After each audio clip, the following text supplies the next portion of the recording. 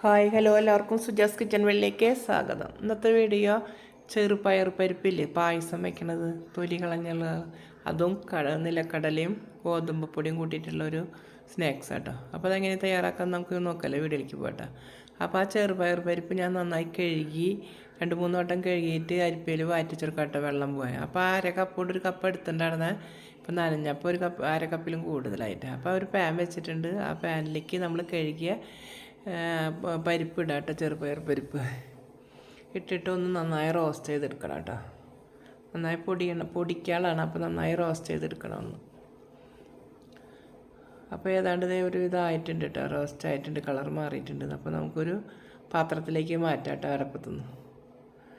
ആ പാത്രത്തിൽ നിന്ന് മാറ്റാം, ഒരു പ്ലേറ്റിലേക്ക് ഇട്ട് കൊടുത്തു കേട്ടോ. ഇനി നമുക്ക് ആ പാനിൽ തന്നെ കടല തന്നെ റോസ്റ്റ് ചെയ്തെടുക്കണം. അതിനപ്പോൾ ഒരു ടീസ്പൂൺ നെയ്യ് ചേർത്തിട്ടുണ്ട് അതിലേക്ക്.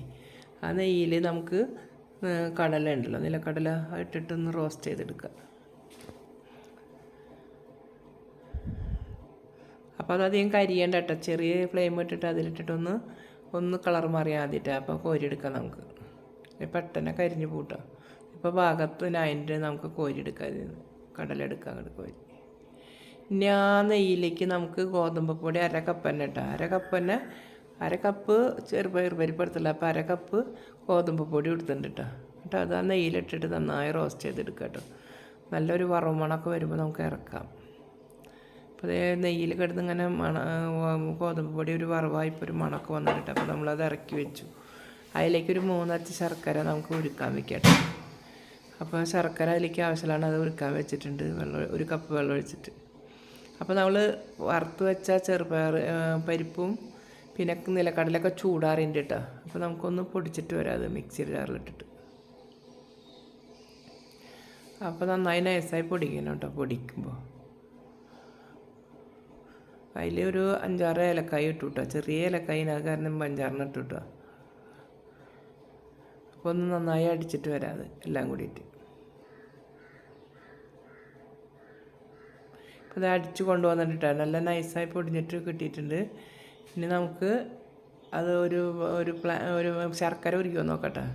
ശർക്കര അതേ ഉരുക്കി വന്നിട്ടുണ്ട് ഒരു വിധം. അപ്പോൾ നമുക്കത് ഇറക്കട്ടെ. ഇറക്കിയിട്ട് ഒരു പാൻ വീണ്ടും വെച്ച് കൊടുക്കട്ടെ അടപ്പത്തേക്ക്. പാൻ വെച്ചിട്ട് അതിലേക്ക് ശർക്കര നീര് നമ്മൾ അരിച്ചൊഴിക്കട്ടെ, വല്ല കല്ലൊക്കെ ഉണ്ടെങ്കിൽ പോകാൻ വേണ്ടിയിട്ട് അരിപ്പയിലേക്ക് ഒഴിച്ചിട്ടുണ്ട് ശർക്കര നീര്.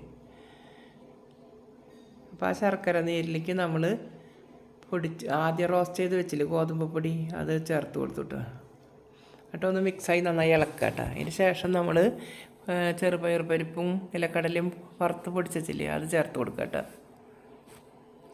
അപ്പോൾ മിക്സി ജാറിൽ വെച്ചിട്ടുണ്ടായിരുന്നു, അത് ആ നിലക്കടലയും ചെറുപയർ പരിപ്പും പൊടിച്ചത് ചേർത്തു. ഇനി നമുക്ക് അതിലേക്ക് നാളികേരം ഒരു മുറി ചെരുകി വെച്ചിട്ട് ആ മുറി നാളികേരം ചെരുകിയതും ചേർത്ത് കൊടുത്തു. എല്ലാം കൂടി നന്നായി മിക്സാക്കി ഇളക്കണം കേട്ടോ. അപ്പോൾ അതിൻ്റെ ഇടയിൽ ഞാനൊരു 1/4 ടീസ്പൂണോളം ഉപ്പ് ചേർത്തിട്ടുണ്ട് കേട്ടോ, ഒരു മധുരത്തിൻ്റെ ബാലൻസിന് വേണ്ടിയിട്ട്. അപ്പോൾ നമുക്ക് എല്ലാം കൂടി ആയിട്ട് നന്നായി മിക്സാക്കിയിട്ട് ഇളക്കി യോജിപ്പിച്ചെടുക്കാം കേട്ടോ. നന്നായി എല്ലാവിടെയും ഒരുപോലെ പൊടികളൊക്കെ യോജിച്ച് കിട്ടണം. അതിലേക്ക് ഞാൻ കുറച്ച് ബദാം അങ്ങനെ ചെറുതാക്കി അരിഞ്ഞിട്ടുണ്ടായിരുന്നു, അത് ചേർത്തു കേട്ടോ. അപ്പോൾ ബദാം ചേർത്തു. എല്ലാം കൂടി എന്നിട്ട് മിക്സാക്കി നന്നായി ഇളക്കി ഒക്കെ കണ്ടത് ഒരുപോലെ ആയി തുടങ്ങിയിട്ട്. എല്ലാവിടെയും പൊടിയുടെ കളറൊക്കെ മാറി ഇപ്പോൾ എല്ലാതും ഒരുപോലെ കളറായി തുടങ്ങിയിട്ടാണ്. നമ്മുടെ നെയ്യിലും ശർക്കര നീരിലൊക്കെ യോജിച്ച് കിട്ടിയിട്ടുണ്ട് എല്ലാം കൂടിയിട്ട്. ഇനി നമുക്ക് ഇറക്കി വെക്കേണ്ടത് ഒരുവിധമായിട്ടുണ്ട് കണ്ട. ഇനി നമുക്ക് ഉരുളുകളായിട്ട് ഉരുട്ടി വയ്ക്കാം.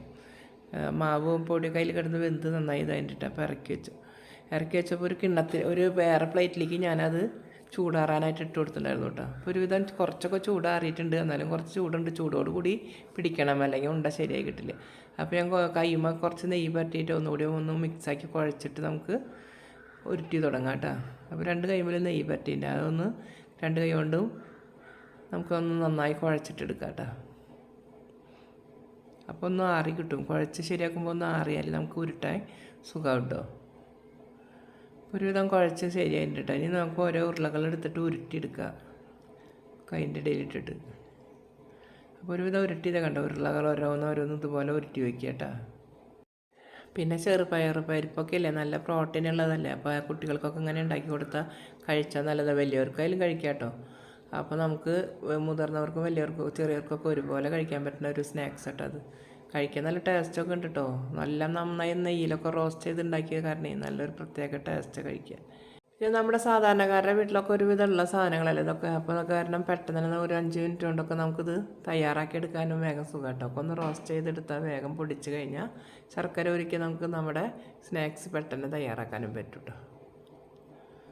അപ്പോൾ കുട്ടികൾക്കായാലും സ്കൂളിലൊക്കെ വിട്ട് വരുമ്പോൾ ഒന്നും പ്രത്യേകിച്ച് വേഗം കൊടുക്കാൻ, അല്ലെങ്കിൽ വേഗം തയ്യാറാക്കി എടുക്കാൻ പറ്റുന്ന ഒരു ഇതാട്ടോ പലകാരട്ടോ അത് കണ്ട. അപ്പോൾ അല്ലാതെ ഇതേ ഉരുട്ടി കഴിഞ്ഞിട്ടുണ്ട് കേട്ടോ.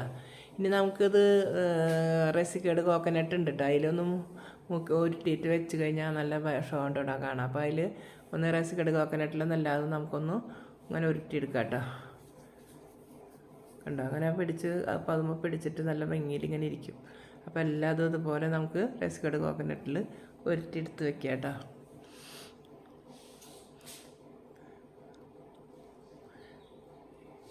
അപ്പോൾ ഇതുപോലെ എല്ലാവരും ചെയ്ത് നോക്കുക. എല്ലാവർക്കും ഇഷ്ടപ്പെട്ടെങ്കിൽ സബ്സ്ക്രൈബ് ചെയ്യുക, ലൈക്ക് ചെയ്യുക, ഷെയർ ചെയ്യുക, ബെൽ ബട്ടൺ അമർത്തുക കേട്ടോ.